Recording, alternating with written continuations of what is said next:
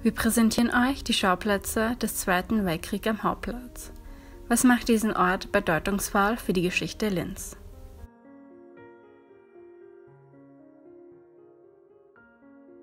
An diesem bedeutenden Ort protestierten am 9. März 1938 eine große Anzahl Nationalsozialisten, nachdem Kanzler Schuschnigg die Unabhängigkeit Österreichs erklärte. Schon im Vorfeld des Anschlusses kam es in Linz zu zahlreichen Aufmärschen der Nazis.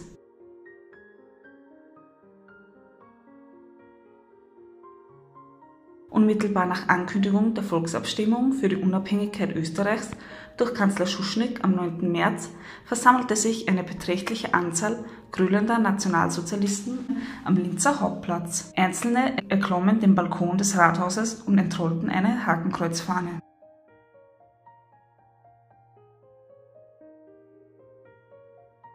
Am 11. März trafen sich die regionalen NS-Führer, um die weitere Vorgehensweise zu diskutieren. Als am Abend die Regierung Schuschnigg ihren Rücktritt bekannt gab, organisierte die NSDAP einen Fackelzug. Am Hauptplatz versahen SA- und SS-Ordnerdienste.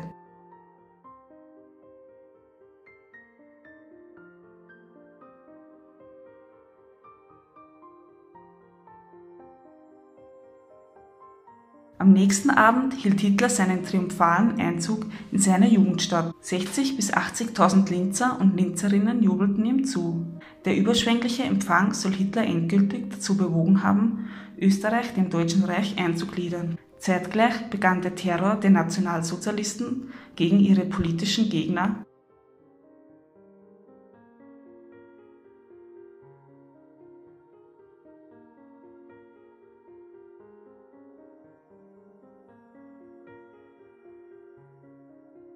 Rathaus 1939.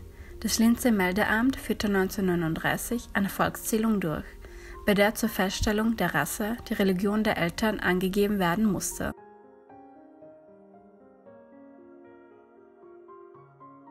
Der Leiter dieses Amtes prahlte in seinem Tätigkeitsbericht 1939 mit seiner Leistung zur Erfassung der Juden. Unter den schwierigsten Verhältnissen musste eine Liste der Rassenjuden angelegt werden.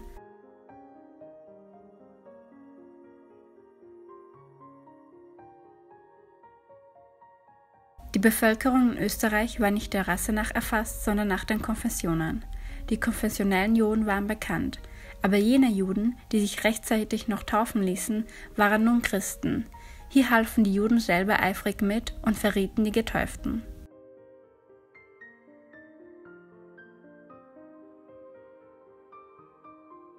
(19.02.1939) Der Faschingsumzug 1939 unter dem Motto „Linz tanzt und lacht wieder“ sollte nach den Plänen der NS-Machthaber ein Fest des Volkes sein.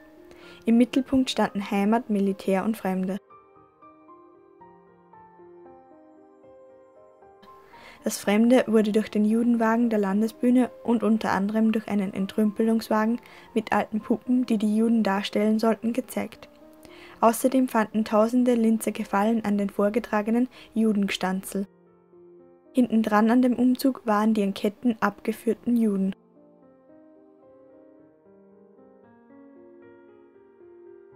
Zu dieser Zeit befanden sich nur noch 100 sogenannte Rassejuden in Linz, davon etwa die Hälfte Glaubensjuden.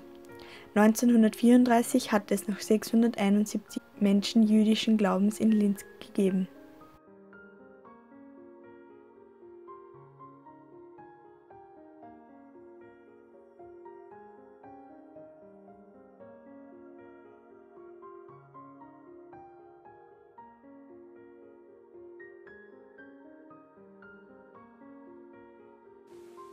Franz Langot hatte eine bemerkenswerte Karriere im NS-Staat und er wurde zum Oberbürgermeister der Stadt Linz. Langot war schon früher für die NSDAP tätig und stieg nach dem Anschluss zum Leiter der NS-Volkswohlfahrt auf.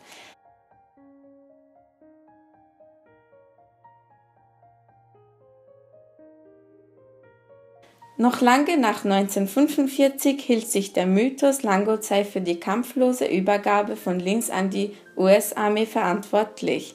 Diese Annahme beruht allerdings großteils auf einer selbst durchführten Fälschung der Notizen seines Sekretärs.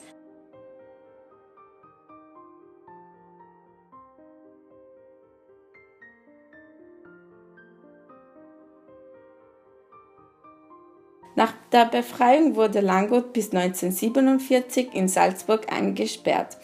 Er wurde für seine Verbrechen nicht bestraft. 1950 wurde Langot vom Bundespräsidenten begnadigt. Langot engagierte sich in einem Hilfswerk für ehemalige Nationalsozialistinnen und wurde erstes Ehrenmitglied des VDU, der Vorläuferorganisation der FPÖ.